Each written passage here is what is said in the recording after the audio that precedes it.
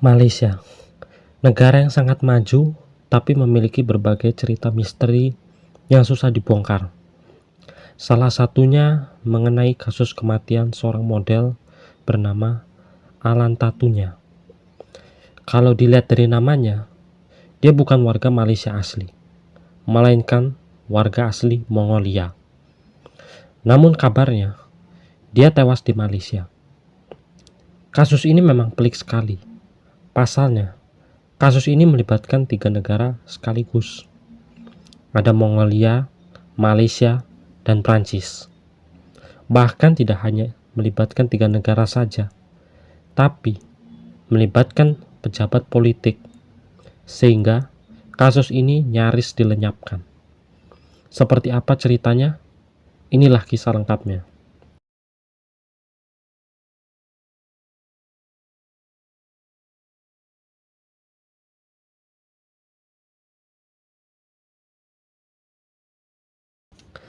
Saribugin Al-Tatunya, seorang model dari Mongolia yang lahir pada tanggal 6 Mei 1978, yang juga merupakan seorang wanita berbintang Taurus.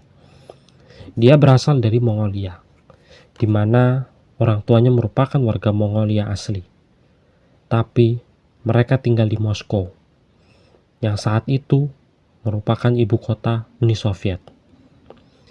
Al-Tatunya bersama adiknya sekolah di Uni Soviet yang membuat mereka fasih bahasa Rusia sejak kecil. Sedangkan orang tuanya di rumah mereka mengajarkan bahasa Mongolia dalam kehidupan sehari-hari, yang membuatnya mereka menguasai 2 bahasa sekaligus, yakni Mongolia dan Rusia. Setelah rezim Uni Soviet runtuh pada awal tahun 90-an, keluarga Al-Tatunya kembali lagi ke kampung halaman mereka di Mongolia. Ini lantaran karena pekerjaan tempat mereka tutup akibat pergantian rezim. Di situ, Al-Tatunya mulai tumbuh besar dan ingin melanjutkan sekolahnya di Cina. Lalu, untuk kali ini, Al-Tatunya fasih menggunakan bahasa Cina. Jadi, Al-Tatunya menguasai 3 bahasa sekaligus di usia mudanya, yaitu Cina, Rusia, dan Mongolia. Lalu di tahun 1993, ketika usianya masih muda, yaitu 16 tahun, dia memutuskan untuk menikah dengan seorang pria Mongolia yang juga bernama Madai. Madai sendiri berprofesi sebagai seorang penyanyi lokal. Namun, pernikahan mereka tidak berlangsung lama. Beberapa tahun kemudian, setelah anak kedua lahir pada tahun 1996, mereka resmi berpisah dan kedua anaknya dititipkan di orang tuanya di Mongolia. Sebelum bercerai, mereka menjalani hidup masing-masing demi mencapai kesejahteraan keluarga bersama, di mana Al-Tatunya sebelumnya sempat mengikuti pelatihan keguruan di Mongolia. Namun usahanya gagal dan diganti menjadi seorang penerjemah lepas di Cina. Tetapi lebih banyak waktu on-stage di luar negeri, yang membuatnya memiliki banyak relasi. Konon, Al-Tatunya juga menguasai bahasa Perancis, tapi dia tidak terlalu ahli. Di tahun 1995, dia juga dikabarkan pernah mengikuti kursus model di Prancis. Tapi, menurut hasil wawancara dengan ibunya, dia tidak pernah mengikuti kursus selama di Prancis, melainkan mencari relasi dengan pejabat. Masih di tahun 95, untuk pertama kalinya dia datang ke Malaysia, negeri yang pada akhirnya menjadi tempat terakhir dalam hidupnya sebelum kasus itu datang. Di situ entah ada simpang siur, jika selama bekerja sebagai penerjemah, dia berkenalan dengan seorang pejabat Malaysia. Namun, pejabat Malaysia itu memperkenalkannya lagi dengan rekan bawahannya, yang siap dijadikan tumbal politiknya yang bernama Baginda Abdul Razak. Baginda sendiri menjabat sebagai analis pertahanan dan strategi Malaysia saat itu, yang merupakan posisi penting di bidang militer. Dan mereka pun akhirnya saling berdekatan. Walaupun konon Baginda sendiri sudah punya istri yang merupakan seorang pengacara, tapi ini sering ditutup-tutupi. Sampai akhirnya mereka saling berkenalan dan sering berkeliling dunia bersama menaiki pesawat untuk menjalankan tugas Baginda dalam bidang politik dan juga militer. Pada tahun 2005, Altantunya diajak oleh Baginda untuk menjadi seorang translator di Prancis terkait pelunasan 2 kapal selam untuk militer Malaysia yang bermerek Scorpion dan satu bernama Agosta, yang dimana diproduksi di sebuah perusahaan Prancis bernama Armaris dengan harga 114 juta euro atau sekitar 1,9 triliun rupiah jika dikurskan pada mata uang rupiah saat ini, yang dimana nantinya akan dikreditkan dari sebuah perusahaan milik pemerintah Malaysia bernama Primekar. Dalam kegiatan negosiasi ini, Altantunya mendapatkan 500.000 US dollar atau setara 8 miliar rupiah jika dikurskan pada hari ini, sebagai imbalan kepada Altantunya untuk tutup mulut dengan proses transaksi di sini yang sensasional antara pejabat negara, karena mungkin di dalam ada kasus korupsi. Namun, kasus korupsi ini dibongkar oleh seorang wartawan Malaysia Today yang bernama Raja Petra Komarudin, di mana dia mengkaitkan dugaan korupsi ini atas kerjasama dengan Altantunya dan Baginda. Dan parahnya lagi, dia sampai melibatkan penguasa Malaysia yang saat itu terlibat. Tapi setelah Raja Petra membongkar kasus itu, dia segera pergi ke Inggris dan meninggalkan anak istrinya demi menyelamatkan diri, takut akan pengintaian oleh Baginda dan juga para pejabat Malaysia lainnya.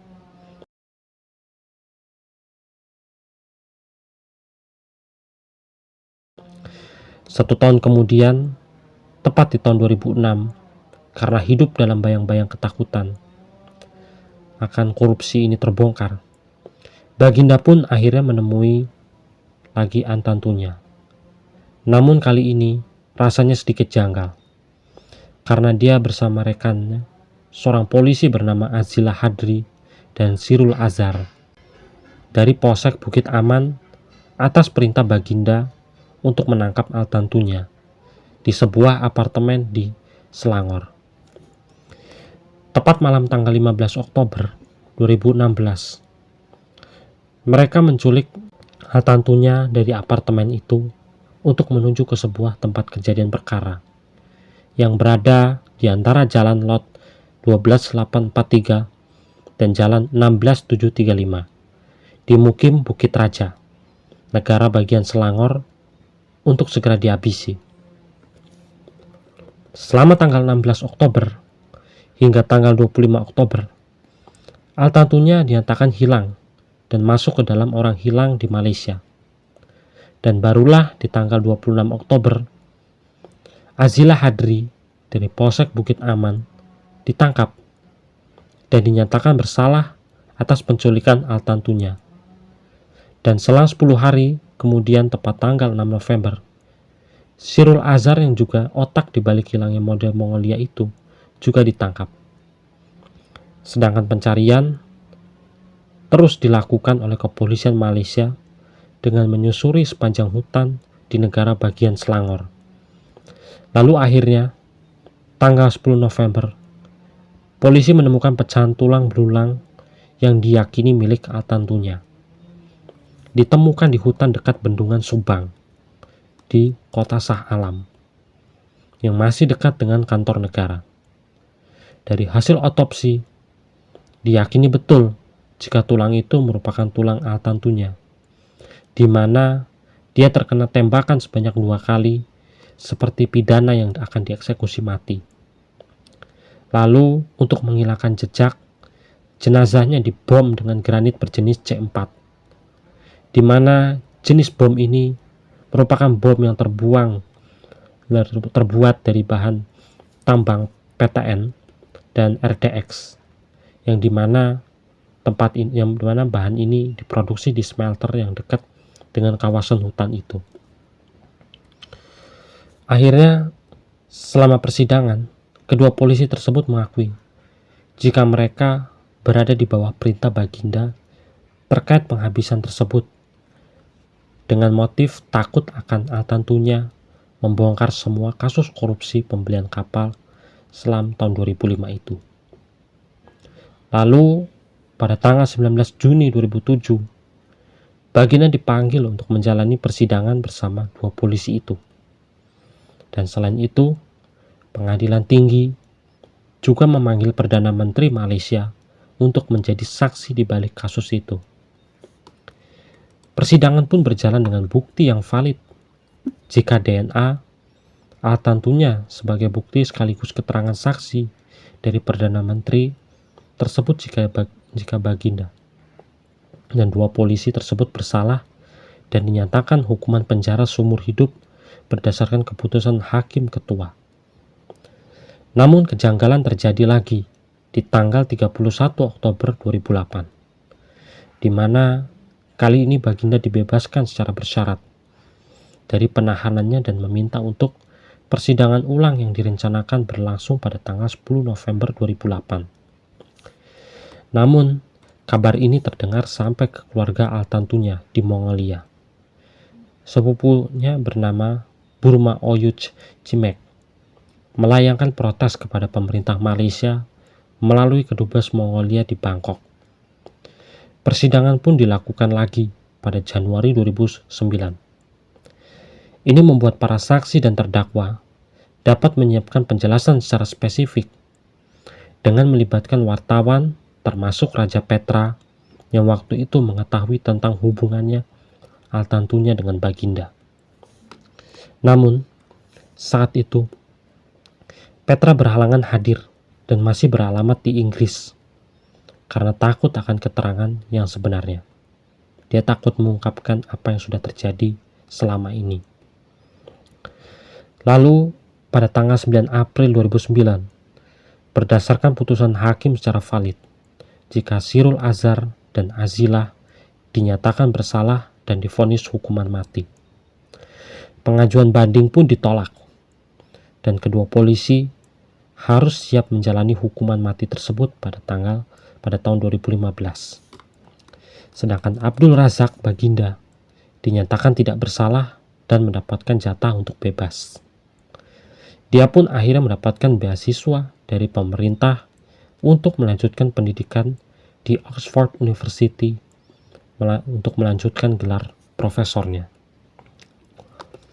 Pada tanggal 23 Agustus 2013, Sirul dan Azhar kembali dibebaskan dari hukuman mati berkat pengajuan banding dari putusan kehakiman federal. Dan di tahun yang sama, Sirul pun melarikan diri ke Australia. Hasil putusan ini sampai ke Presiden Mongolia dan didengarkan langsung olehnya. Jika putusan itu memberatkan bagi mereka dan juga keluarga Altantunya,